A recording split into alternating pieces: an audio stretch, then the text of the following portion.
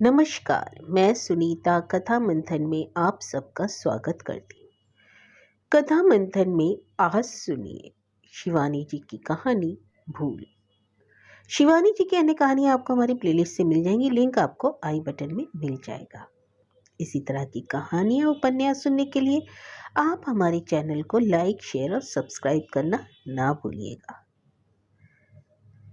कलकत्ता की भड़कीली सड़कों को चीरती गिरीश की कार तिवारी मेंशन के द्वार पर खड़ी हुई और वह सहम गया।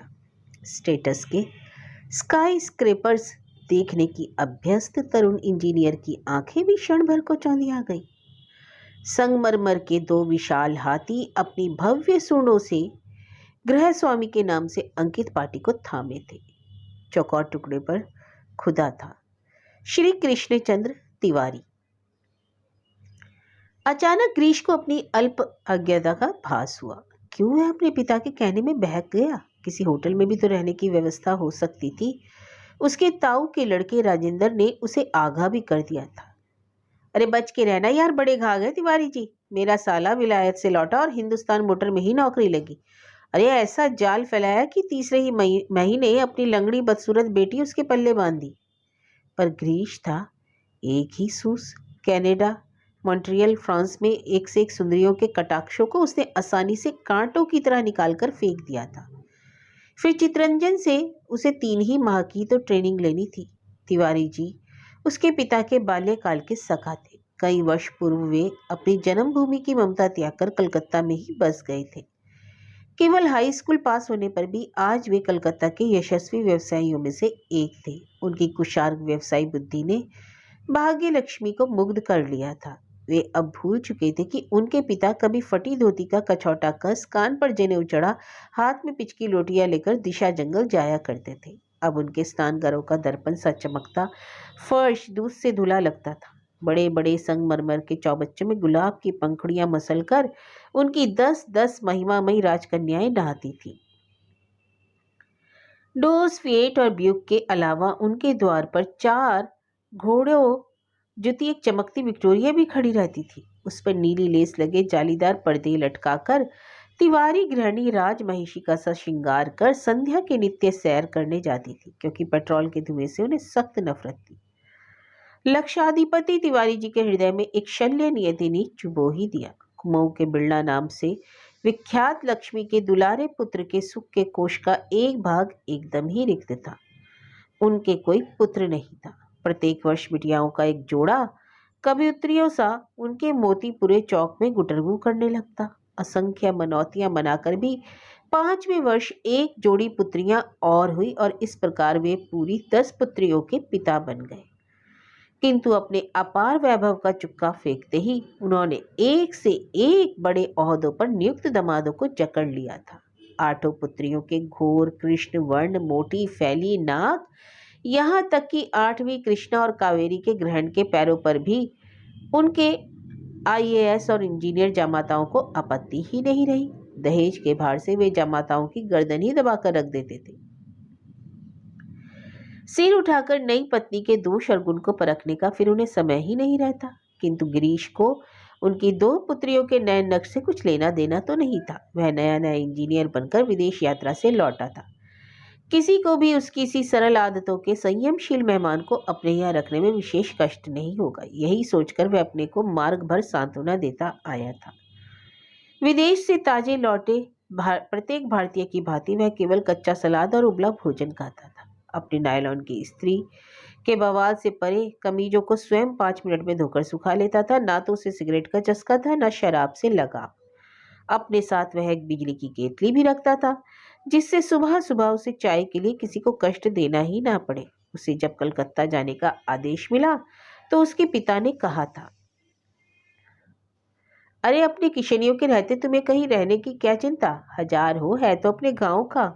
फिर मैंने ही हिसाब के पर्चे से नकल करवा के उसे हाई स्कूल पास करवा दिया था। इस एहसान को वह कभी नहीं भूलता, तुम्हें बड़े प्रेम से रखेगा। और सचमुच ही उनका अत्यंत आग्रहपूर्ण पत्र आ गया और गिरीश कलकत्ता आ गया। स्टेशन पर चमचमाती वर्दी पहने उनका ड्राइवर उसे कार में लिवाने आया था। अपने विदेश से लाए ग्लास फाइबर के नीले सूटकेस की चमक से उसने छोटे से अल्मोड़ा की सरल आत्मीय स्वजनों की भीड़ को तो चौंधिया दिया था।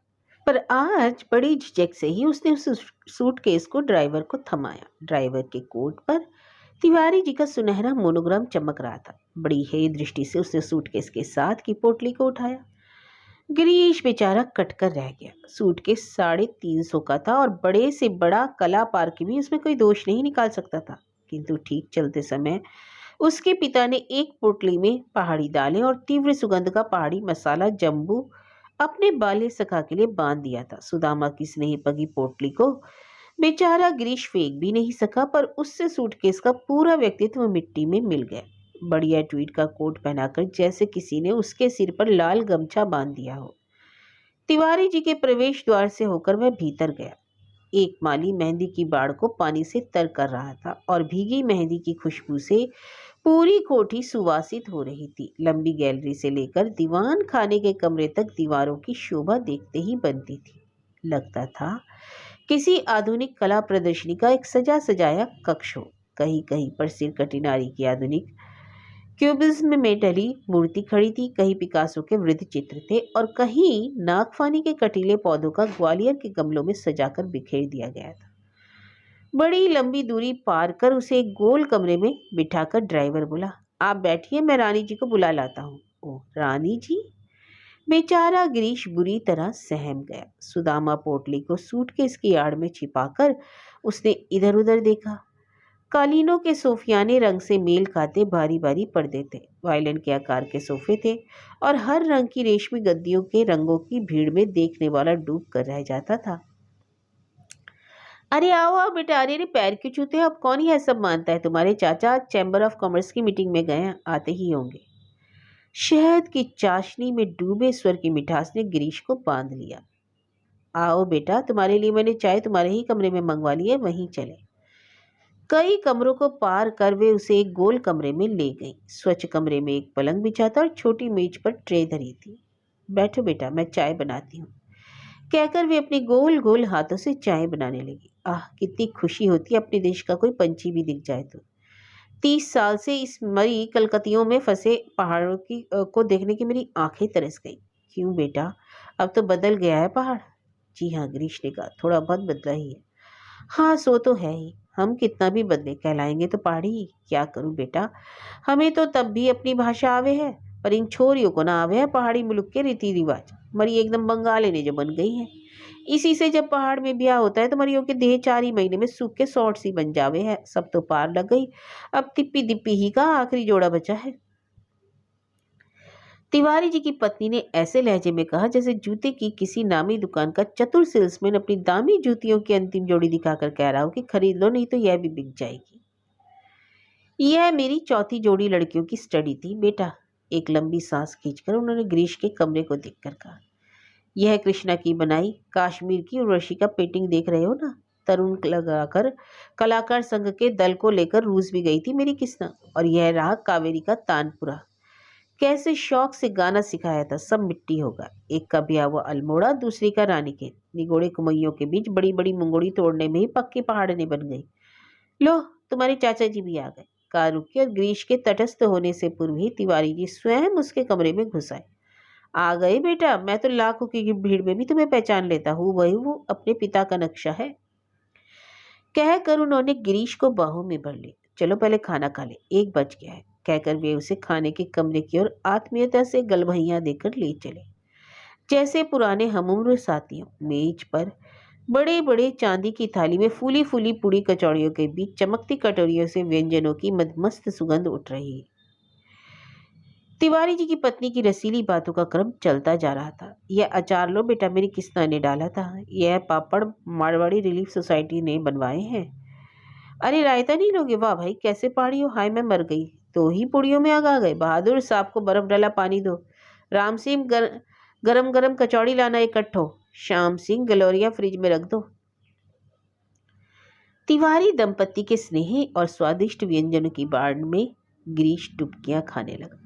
तिवारी जी का आतिथ्य नहीं, बाबर की कुशल तुलगमा रणनीति थी। चारों ओर से निरे इंजीनियर को घेर कर उन्होंने अंतिम बारूद का गोला फेंका।